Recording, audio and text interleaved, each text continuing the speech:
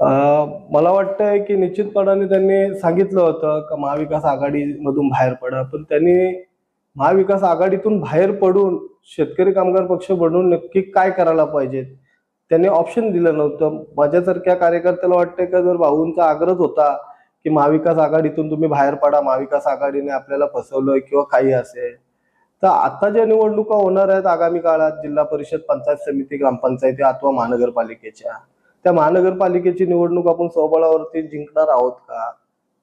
याचं उत्तर भाऊंनी द्यायला पाहिजे होतं.